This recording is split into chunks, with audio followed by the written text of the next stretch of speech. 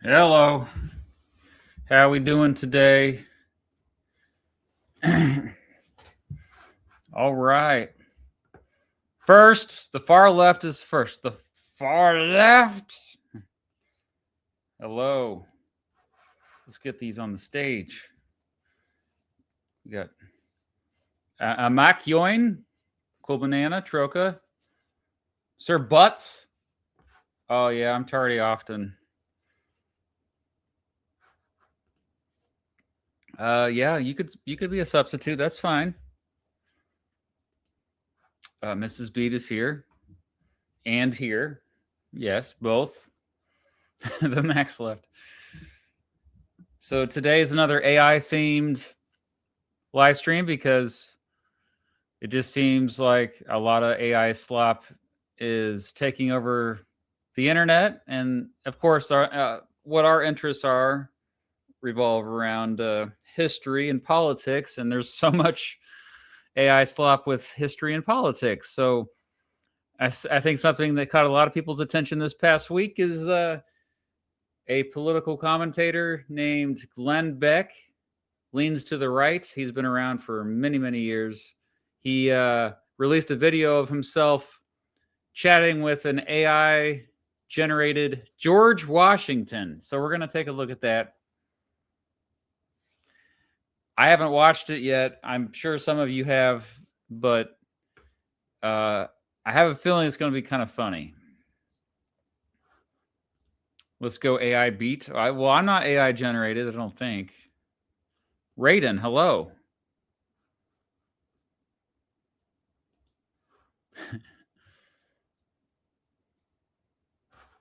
Oh, you've already seen it, Cool Banana? Okay. Yeah, we're going to check it out together here. Oh, LeBron's here. We can finally get started. Okay. LeBron, Joe Biden.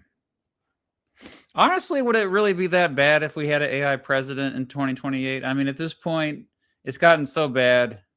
How much worse can AI be? Really? Let's just surrender to the bots. Sometimes I feel that way, but I think no. More seriously speaking, this is a serious problem. In fact, there's two videos I have lined up. The second video is another history tuber I respect named Brandon Fisichella, who I've collaborated with him a little bit over the years, but he recently released a video in response to AI slap history videos, and he has suggestions on how to combat that garbage. So yeah, let's dig into this.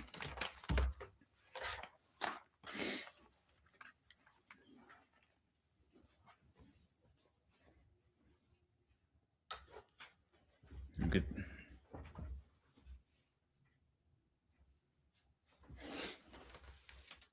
Got the headphones here. I hadn't thought about Glenn Beck for a while, but here it is. He still has Blaze TV. And apparently, in this video, Glenn Beck is going to interview George Washington. The video is titled, What Would George Washington Say About America in 2025? As you all know, George Washington is my favorite American president. I made a video about him. I made a song about him. I made a music video about him. I have many videos about him. I often have a lot of positive things to say about him. He is kind of the model president, a symbol of what the president ought to be, despite his obvious flaws, despite him being a slave owner. I think that he had other characteristics that every president afterward aspired to match. So anyway, yeah, even people that lean to the left today at least respect George Washington for his, they generally do respect Washington for him resisting corruption, resisting giving himself more power than he did. You know, he was someone who did not want the power, but everyone else wanted him to be king, and he's like, all right, fine. Anyway, so with that out of the way, we know that we know that I'm a fan of George Washington. I'm not a fan of artificial intelligence videos. I think they're usually crap. And I think that my understanding is that George Washington in this video is artificially generated, and Glenn Beck is just going to interact with him. So let's see how this goes. Night. I was at Mar-a-Lago last night. What a way to start the video. I've been trying to help raise funds for several organizations. Been speaking at several fundraisers at Mar-a-Lago over the last couple of weeks, and it's an amazing thing to see how many people are just deeply, deeply engaged in saving our nation. And this is boring. Our life, our fortune, and our sacred honor comes to mind. The dedication of people. Last night I was there for the American Journey experience, which is an offshoot of Mercury One. It is our history section, and we announced that we are building a museum, a brick and mortar museum. We begin early next year, and we had some really exciting things to say about that, and we'll give you updates on that as it goes. But we would love to have your, right now you can come into a very small museum. I think we have, I don't know, maybe 10,000 square feet. I think our vault is 5,000 square feet. And, we invite people in to see some of the things, but it's really by invitation only, or if you call Mercury One, you can get in. But we're going to open up Yeah, Glenn is still around. I I thought that too. I mean, he kind of peaked back in, I think, 2010, maybe 2011, around then, when he had that Fox News show. That's when he was in front of the chalkboards, trying to give history lessons. I think some of the time he gave good history lessons. Other times he was just, trying to get his personal political agenda out there, but pretending that it was a history lesson. But yeah, like, he's still around. He started this Blaze TV company a few years back, and yeah, let's get to the George Washington part though here. Do we need to skip ahead? Is that what's going on here? Oh, here it is. Okay. I'm going to skip ahead a little bit. What would the founders say about this bill? And okay, we'll go here. Information into our own system. This is an AI system built by me and my team. And it has pretty much, like, if you will, an electric fence around it. It cannot go. Built by him and his team. So he basically just typed a couple sentences up. When he says he built it, that's what he means. Go and pull information from the outside and mix it with the information from the inside. So it can go and we can import things and say, hey, I want you to look at this bill and tell me, is this bill even constitutional? What would the founders say about this bill? And it will look at that bill, and then it will go through all of their, discussions and everything else, everything that is in that AI system memorized from start to finish, which stops hallucinations. And it will analyze that bill, or it will analyze that story. Or you can say, hey, I want my kids to understand the Bill of Rights. In George AI right now is, I don't even know how many thousands of sermons there are from the pulpits that were the churches where these guys attended. Because almost everything in the Declaration and Bill of Rights came from the pulpits. And it's amazing when you read some of these sermons that these guys gave. It'll be on. No, that's not true. The Constitution and the Bill of Rights was heavily influenced by Enlightenment ideals, which were mostly secular, actually. Mostly a resistance to traditional sermons you heard from various churches. So what he just said is wrong. He's trying to I think tap into a Christian nationalist audience here, which I'm not sure if he's a Christian nationalist, but those are the vibes I'm getting right now. The right to life, liberty, and property. I mean, that'll be the sermon. And today everybody would be like, oh, I can't say that from the pulpit. We have all of these sermons that our laws were based. That's not true at all. Like, so many ministers and preachers in private churches are saying these things. They're mixing politics and religion all the time. This is actually very common these days. On these ideas were based on. And so you can ask him anything. And so when you sit down for the very first time and you're going to talk to George Washington, or, you know, a reasonable facsimile of him, what do you ask him? Facsimile. My question was, we fed in all of the conditions of what's happening in America today. And I wanted to have a conversation. And here's a bit of the very first conversation with George AI. Listen. George, we have programmed a lot of information and given you a lot of information on what's going on in today's America. Based on your writings, the writings of the rest of the founders, Wow. what is it that you feel is the biggest problem, or where we should start to fix things? If I may speak plainly, my countrymen, the greatest danger to our republic lies not in foreign arms or political faction, but in the decay. May I just interrupt you for a second? Could you just dumb it down just a little bit? Okay. I do have 29 points, and they're all referenced to exactly what we said in the For past. this, just speak in today's language. Okay. I get it. Let me speak to Americans. If I'm honest, America's biggest problem isn't political or economic. It's all moral. You've drifted from the virtues that make liberty possible in the first place. Freedom.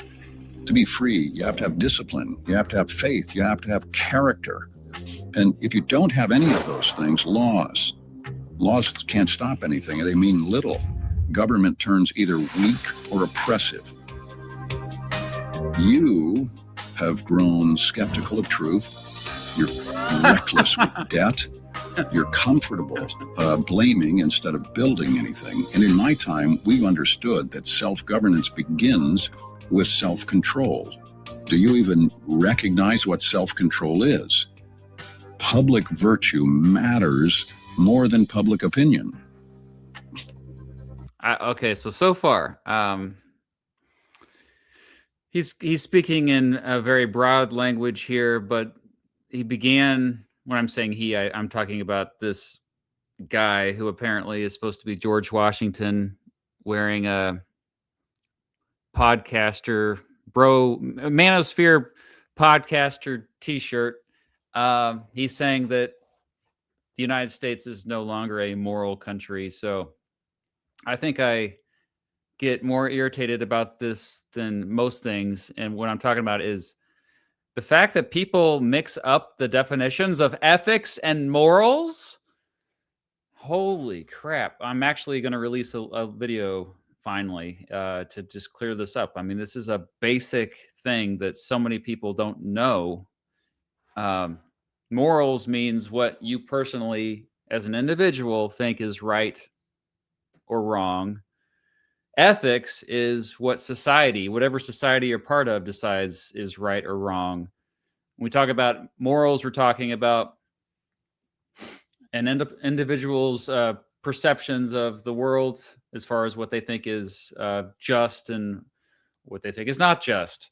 When we're talking about ethics, we're talking about institutions, governments, organizations, any type of group of people that has decided to form a coherent community. So ethics and morals are not the same thing. And I'm really getting tired of people just kind of recklessly conflating the two, especially in terms of talking about government, because anytime we're talking about laws or the government, we are talking about, these are rules based on ethics. These are not, I mean, you can say that morals influence everything. Okay, fine. But in practice, what laws are there things that reflect ethics. So they're reflecting compromises that individuals have to make living in a society.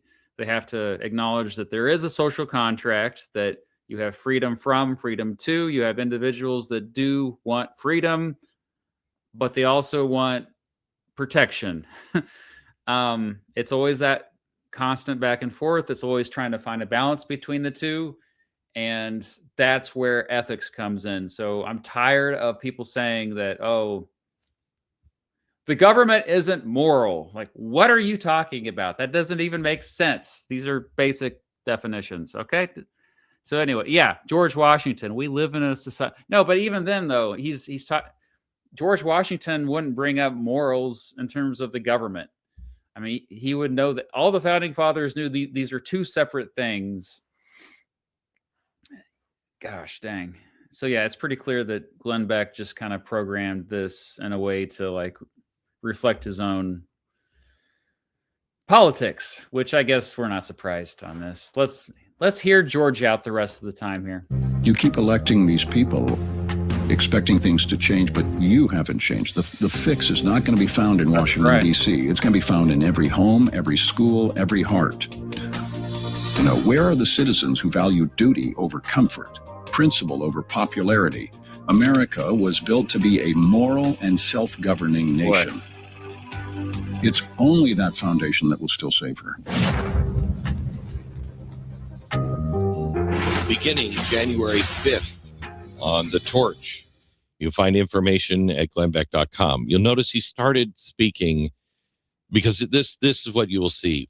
At the beginning, I will have to do the interviews with him because compute power is so expensive. And we'll ask you to write in. In fact, you can do it now. The Torch at glennbeck.com.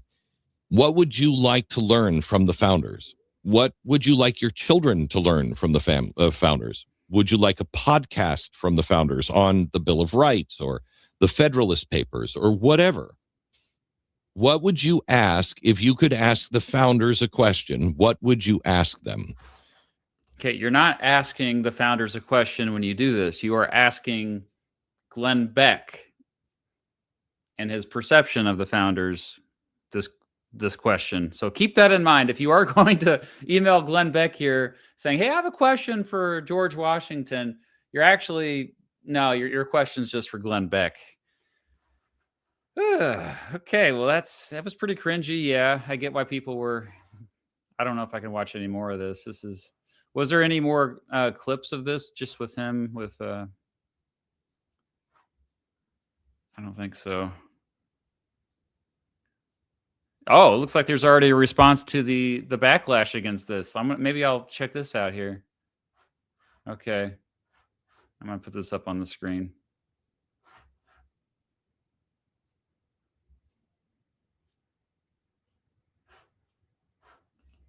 The video is called Glenn Beck's new George AI has already triggered the lib media. Let's check this out.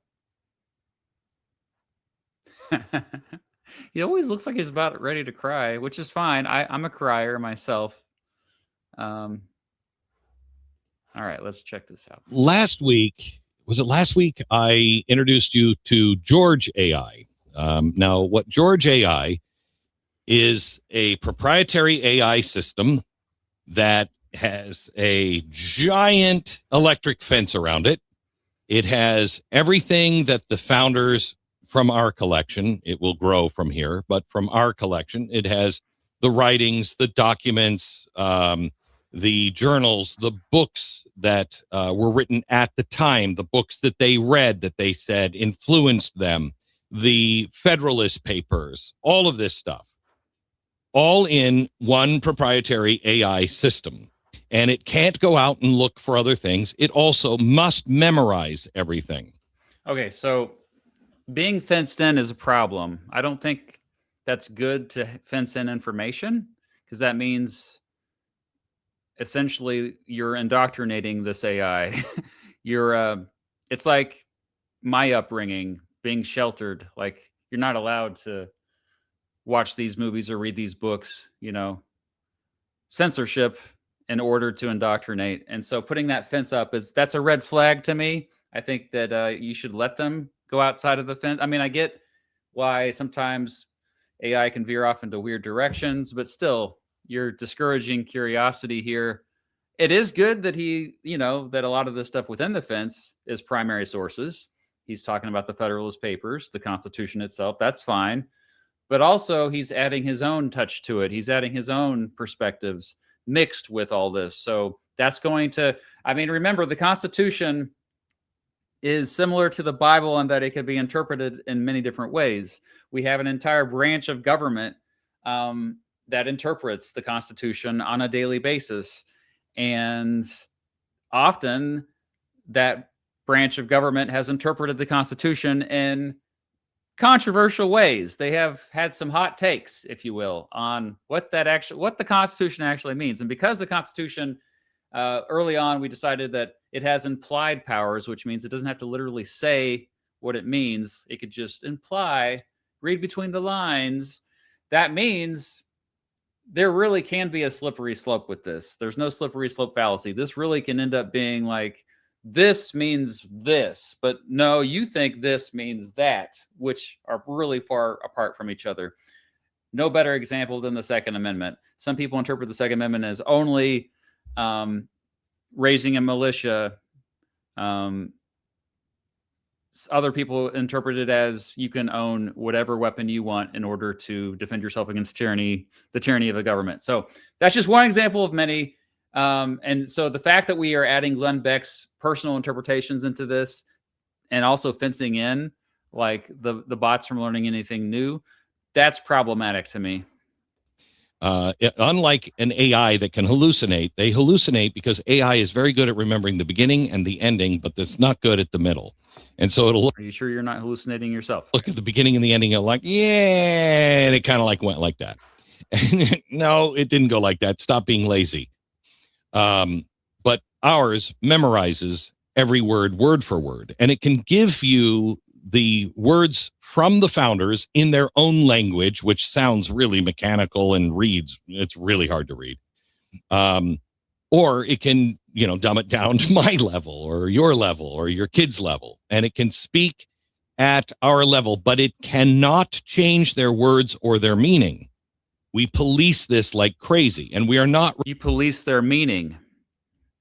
Okay, there we go. This is starting to get, that's not what we want. Like we want as many different interpretations of the same primary sources as possible, but at the same time, you have to have context, as much context as possible.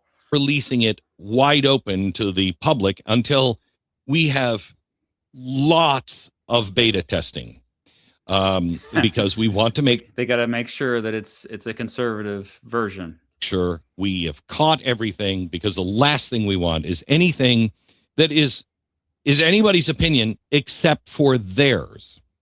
You'd be able to put in a bill and say, is this constitutional? Where does this violate the founding principles? And it'll tell you.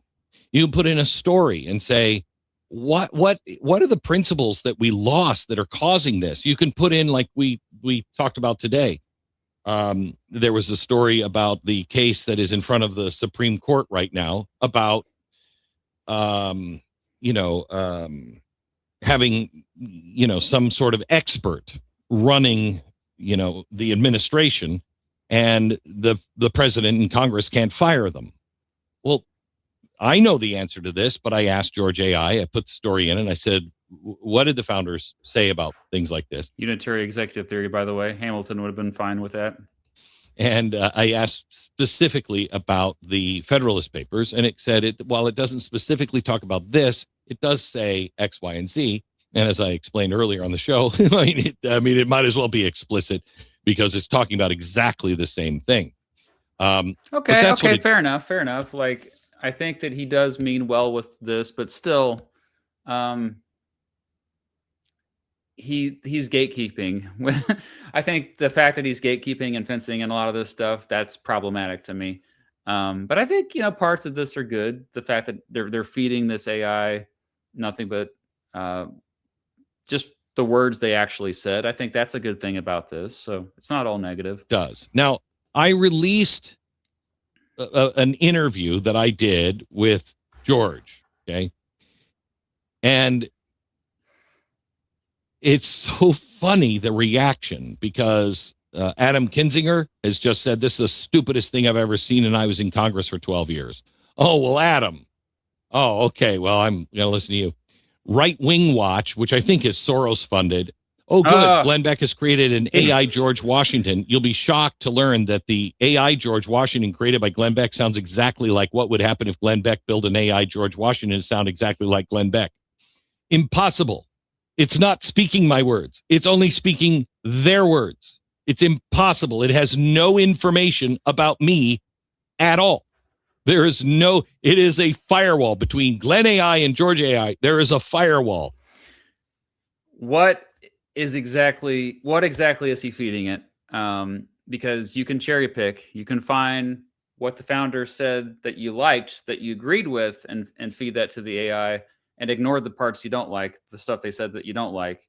Also, you notice how every time he like criticizes an organization, he brings up George Soros. I think George Soros funds them. This guy brings up George Soros all the time. I noticed this 10 years ago when he was a much bigger commentator. It has no outside information. It does not know who I am. It doesn't care who I am. It is only focused on their words. Let me play, if we can. Can we play a little bit of what I played, the actual George AI? And I just want you to ask yourself, because CNN, in fact, play the CNN clip. CNN led with this last night. Play that, if you will. The greatest danger to our republic lies not in foreign arms or political faction, but in the decay... May I just interrupt you for a second? Could you just dumb it down just a little bit? Wow, that is Glenn Beck interviewing an AI version of George Washington, if you couldn't tell, who's apparently ripped now, wearing a tight T-shirt, and he echoes Beck's beliefs. So for tonight's news nightcap... Stop. He echoes Beck's beliefs. So you cannot say that this is accurate, because then you would have to say, I was right, that I am interpreting the founders in the correct way. So you have to say there's something wrong with this AI. You know nothing about it. There's something wrong with it. Well, he should be completely transparent about it then. Yeah. The fact that he's not completely transparent, that's the problem. Show us all the information that you fed into this AI system, as he calls it. Yeah, so anyway, enough of Glenn Beck. That was pretty cringe.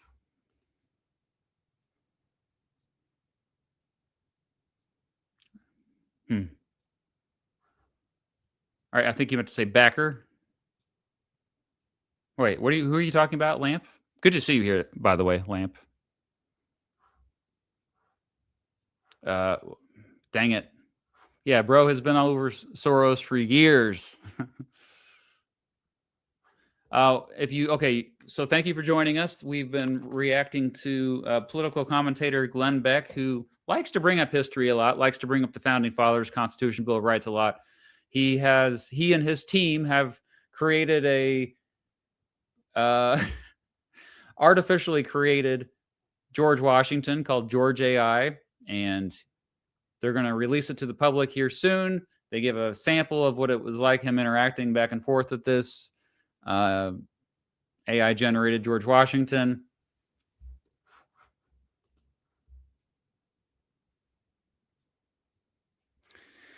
Anyway, yeah. Oh no is the proper reaction.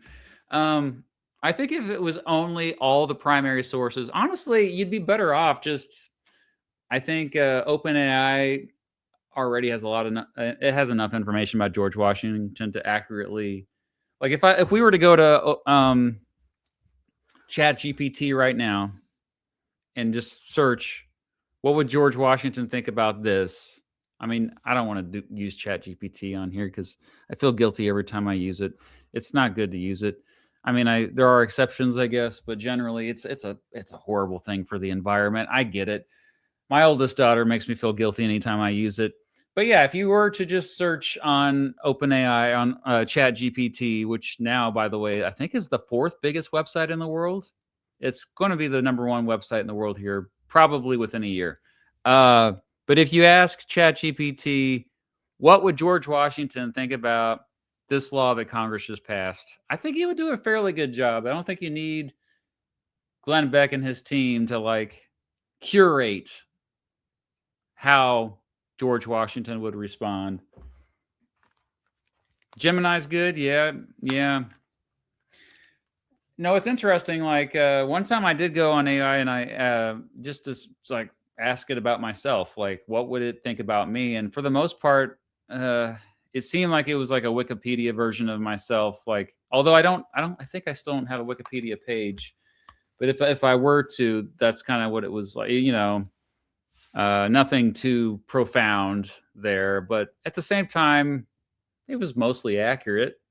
So I've said this before repeatedly, actually, at this point, at least 90%, if not as high as 95% of what AI is spitting out now is fact-based. It's so the people that do talk trash saying, oh, it gets all these things wrong, I think that they're often cherry picking. Okay, there's another video I wanted to check out. We have a little bit more time. And this is a video by Brandon F., who, well, he used to be called Brandon F. Now it's he goes by his full name, Brandon Fisichella, I think is how you pronounce his last name. He first broke out a few years ago on YouTube with his, I mean, he's a historical reenactor, and so he would appear on camera in character. And he just, this keeps getting suggested to me here. And so I'm going to check it out. It's called How to Find Good Primary Sources. Actually, if you go to the thumbnail, it says research to fight the slop. And he's released a few of these videos here. I just want to see what his takes are, because I haven't heard from a lot of history tubers talking about just the overwhelming amounts of AI slop now, history slop, AI history slop that just sadly this is taking over YouTube. It's really in many ways hurting a lot of channels, and YouTube is doing a little bit to fight back, but in my opinion, not doing enough. On the internet, and I'm not talking about the TV show. Even before the days, you don't need to look far to find horrible history on the internet, and I'm not talking about the TV show. Even before the days of AI, one could easily find flawed and propagandized narratives, fun facts that are really just regurgitations of complete nonsense, and of course, thinly veiled fetishism hidden underneath a thin veneer of education.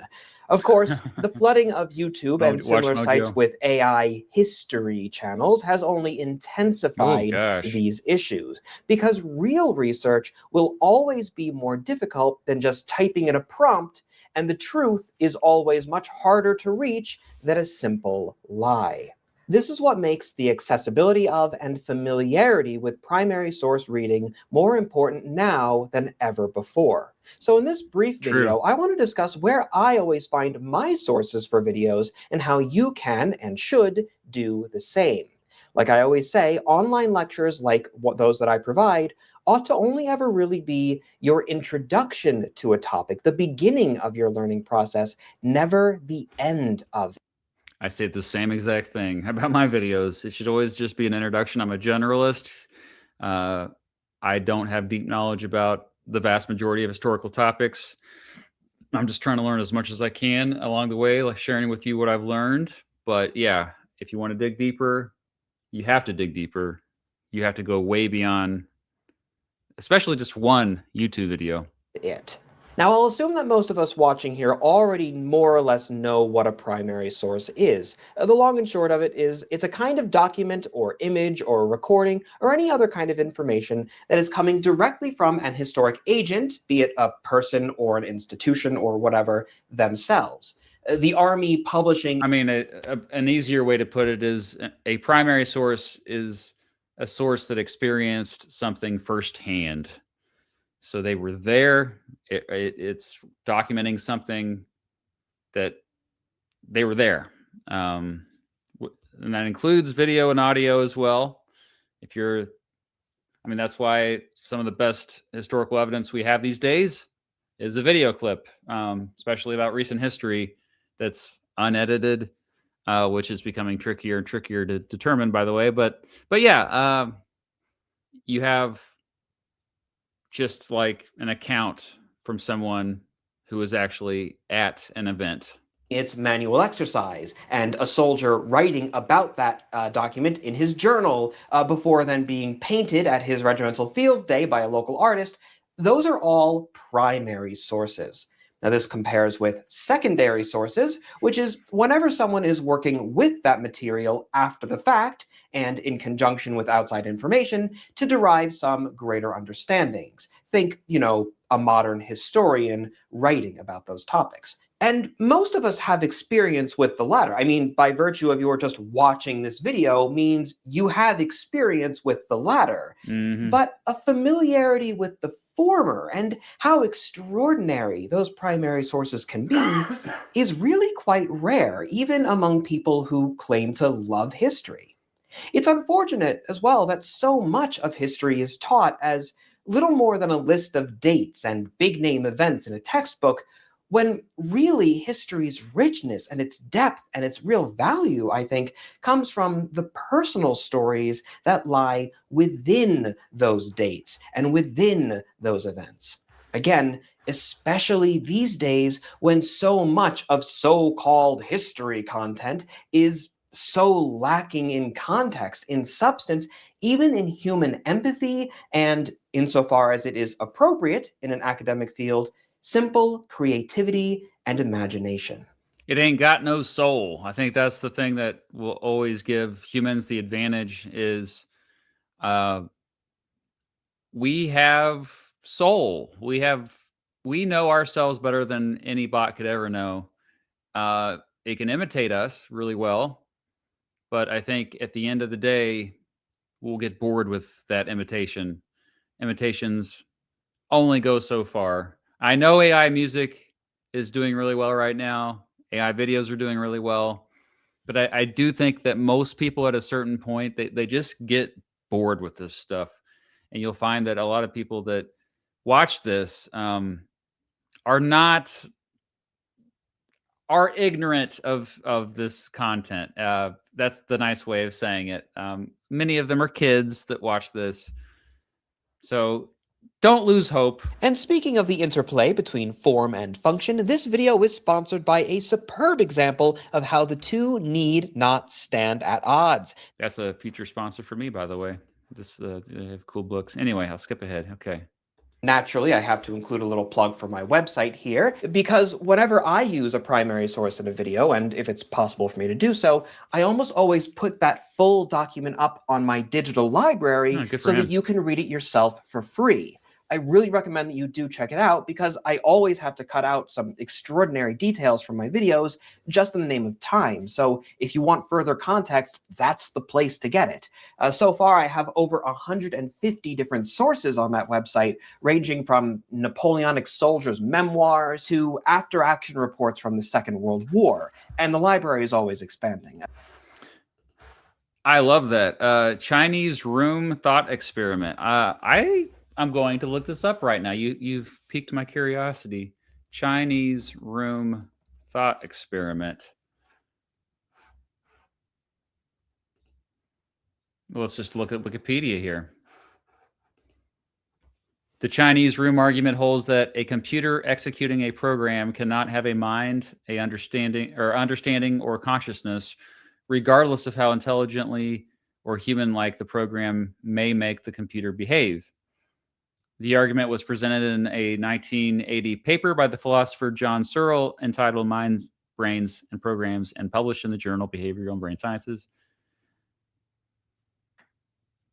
It's directed against the philosophical positions of functionalism and computationalism, which hold that the mind may be viewed as an information processing system operating on formal symbols. Oh, okay.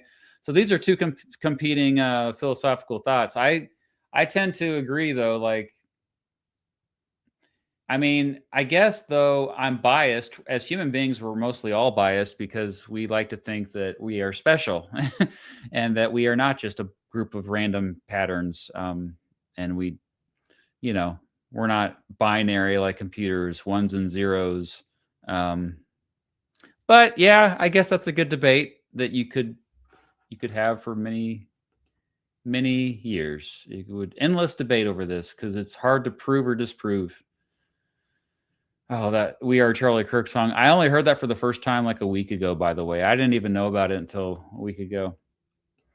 It's pretty interesting. Okay, let's go back to Brandon here. Let's go, Brandon. Sorry about that. But beyond that, well, the first place that I always recommend is also the simplest one to use, Google Books. And say I was researching how soldiers kept step during the long 18th century. Well, if I just Google that question, I'm going to get thousands of results that have little or outright nothing at all to do with my question. If I ask an AI, then who knows what I'm going to get coming back as a result of that, right? So instead, let's go to Google Books and do a sample search for a term that I think might yield some results. I'll do keeping step, and now here's the very important bit. I limit my search to documents published, in this case, we'll say from 1700 to 1815. Now, look, right? Yeah, a lot of historians and history tubers will bring up Google Scholar, which is fine, but I think a lot of that stuff is it's harder to find what you need, and so I agree. Google Books is better, and then the Control F. I mean, that's been such a time saver for me when I'm trying to confirm something that, if it's contentious, if it feels contentious or controversial, like this is a fact that it's either like really dramatic. So you want to put it in the video because like, wow, this is interesting. But at the same time, you want to make sure it's right, because often it can be scandalous and makes somebody look bad. So I think it's best to go to Google Books and find some kind of primary source or source that's very close to the claim being made, for sure. And this can be a little tedious, but like he said in the video, it's actually more simple than you think. Off the bat, we're able to see what the Baron de Steuben himself had to say on this topic, referring to how the colors evidently had something to do with the process, the role of officers in the rear, how soldiers would keep their shoulders squared, and so much more. Like a wealth of information in one text after a single search, far more easy than trying to trawl through a bunch of the Quora answers for whatever those are. Quora, Scrolling down further then, well, yes, we do have a lot of things here that aren't really helpful. But, on page 2, here's another thing that looks promising, the elements of war. Ooh, but, it looks like Google Books doesn't actually have that whole document. Well, okay, so we can take this name, we go and do a separate search, yes, this time on regular Google for it. And would you look at that? The Internet Archive has I love the Internet Archive so much. I think it's the most important website that exists right now. If you're looking to donate money during this holiday season, I highly encourage you to, well, obviously either Alzheimer's Association, I'm biased for that one, but also Internet Archive. They always need help. They are doing such important work. Future historians are going to be scouring Internet Archive, assuming it's still around. I think it's so precious. Full PDF available for free. So we can search it, find the information about the speed of soldiers pacing, how they kept track of it, and again, so much more. So on and so forth. And in no time at all, you see how easy it is to find a whole slew of amazing primary material to look through and start learning about our chosen time period. This one tool is incredibly helpful and makes primary research so much easier than I had ever thought it was, like during my undergraduate degree when I didn't know about this resource because I simply wasn't told about it. And of course, Google Books isn't the only such massive online database where you'll find these sources. If you're looking to get more specific, oftentimes you'll find that older newspapers like The Times will host significant archives. The Proceedings of the Old Bailey is an amazing way to search through historic court cases. And of course, close to my heart, alongside places like the Imperial War Museum, the National Army Museum, they all have wonderful digitized research sections. There's also then a whole slew of regimental museums, sort of like smaller local places that are just filled with passionate and knowledgeable individuals who, even if their websites don't have an archive themselves, well, shoot them an email. The individuals who are there may be able to help point you in the right direction. I think that my overall point here, right, is that usually the best way to find primary sources isn't just to search for your question directly on Google, which is inherently just going to be very unreliable, like AI or not, right? But rather, first ask yourself, what sorts of documents might include your answers, right? Be talking about the questions that you're asking, and then ask yourself what sorts of organizations might have those documents. Now, all right, so yeah, I think it's important to, I'll go ahead and share with you my 3 favorite websites. Wikipedia is one of them. I think it's a great starting point for any research because they have a list of sources at the bottom where you can dig deeper. And factually, I think it gets it right 99% of the time, which is pretty darn good. Second is Internet Archive, which I just explained to you how precious it is. It's there's a lot of free stuff on there. It's a treasure trove, and especially old documents, a lot of old footage that I use in my videos. My third favorite site is the Library of Congress website, loc.gov. If that ever goes down, I'd be screwed, to be honest. I use so many photographs from that site. I restore a lot of those old photographs because a lot of them have problems, but that's where you find high-res versions of everything. Because if you're just searching for old images, just typically you're not going to find as many high-res TIFF files because they're lossless. So I'm dorking out right now, but those are the main 3 sites I go to: Wikipedia, Internet Archive, and Library of Congress website. Which that's because I make mostly American political history content, but again, those are all usually just starting points for research. I think if you want to dig a little bit deeper in a topic, you just have to go to a book. You really have to go, and really a couple books for the most part. Like most videos that I release, I'm usually only referencing 2 or 3 books. And I'm not reading in those 3 books entirely necessarily. Usually at least 1 book I read entirely. Like an example, actually, a video I'm writing a script for right now is, I'm making a history of YouTube video. It's been a lot of fun. YouTube is now 20 years old. It's obviously the reason why I'm able to do what I do. I'm very passionate about this, but this book right here, I got this for Christmas, I think, last year. It's called Like, Comment, Subscribe. I read the whole thing, and it's been the main source I've referenced when I'm writing the script. I mean, I think physical books too also are better because you stay more focused.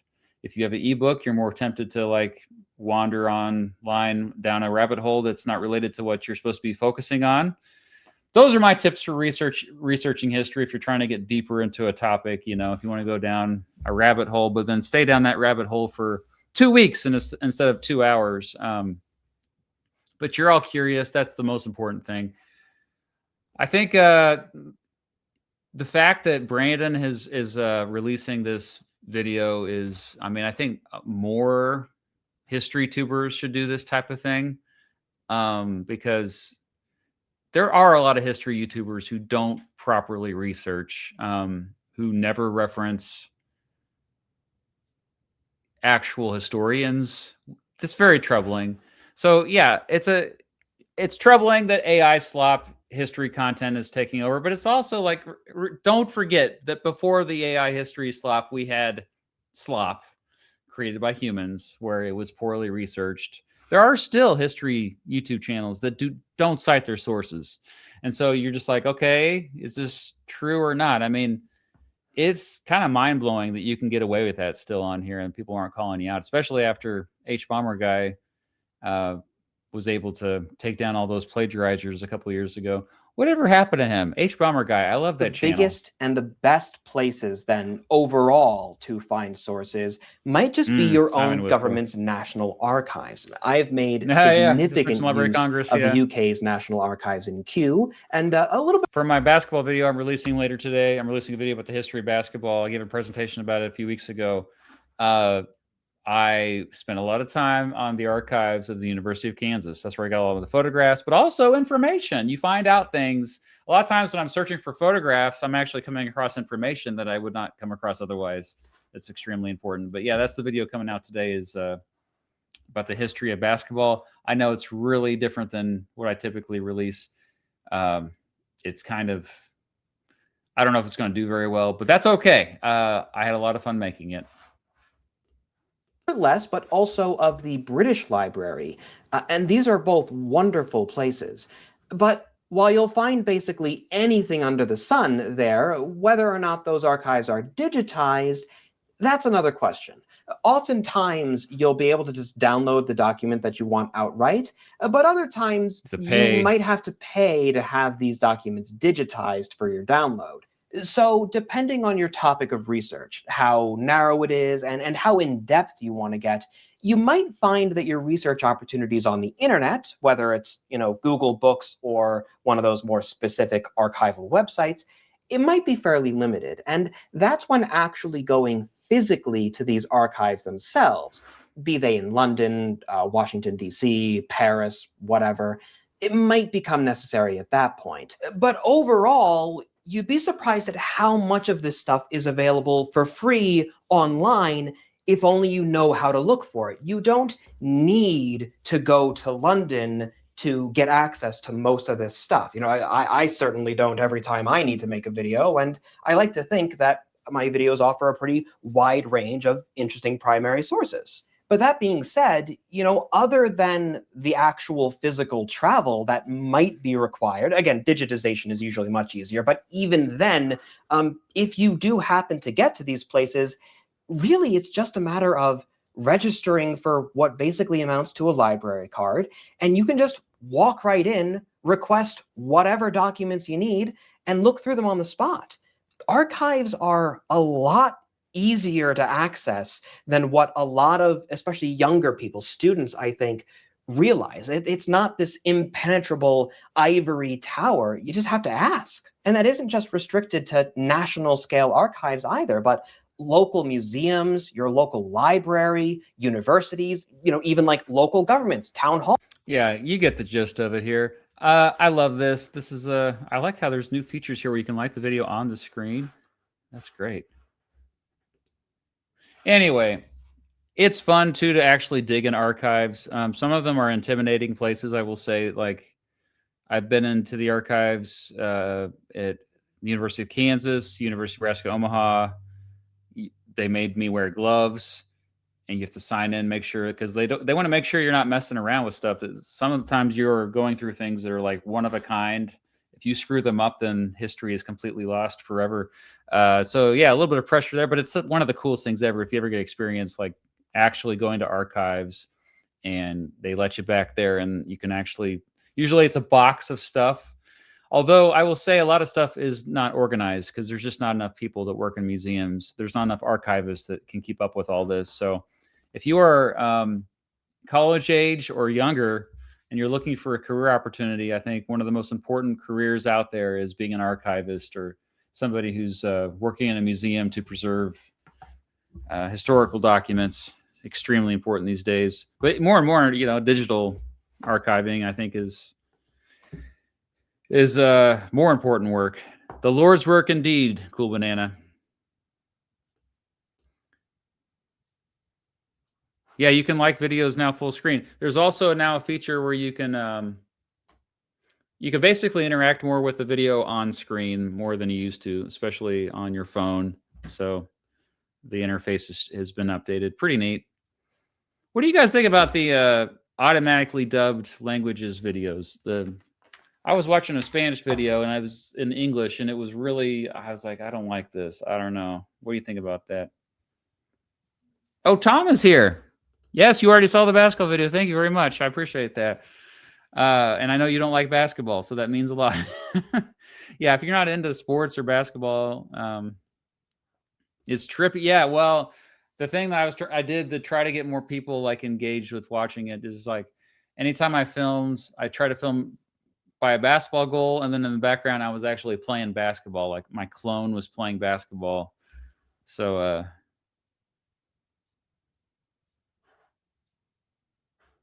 Oh, are you talking about the AI clips that they just glitch out? Yeah.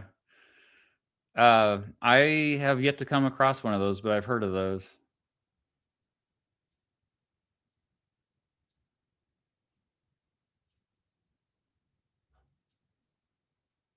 Well, thank you for checking out the basketball video, Cuba Thunder.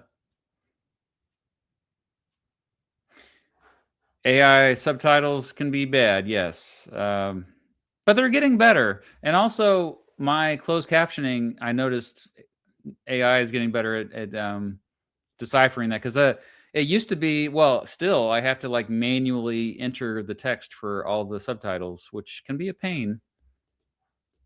The auto-dubbed videos are great for accessibility, and I'm just glad I can watch more international content.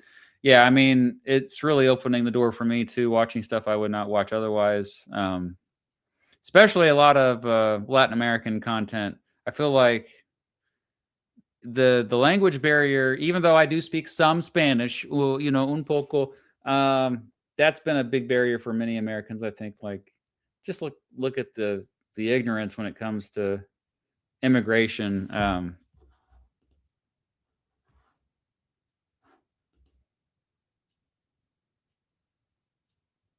Oh, 2011. Yeah. All right, we're gonna wrap it up. It's been an hour. But yeah, the history of basketball video is gonna come out probably, hopefully, early afternoon. Still haven't got final approval from the sponsor, but have a good weekend. I'll be here next Friday, but then probably the week after I'm gonna take off for the holidays. But so if you have any suggestions for videos you want me to react to, please let me know either on social media or shoot me an email. I am mrbeat@gmail.com. Yes, have a good weekend. Thanks for being here. Class is dismissed.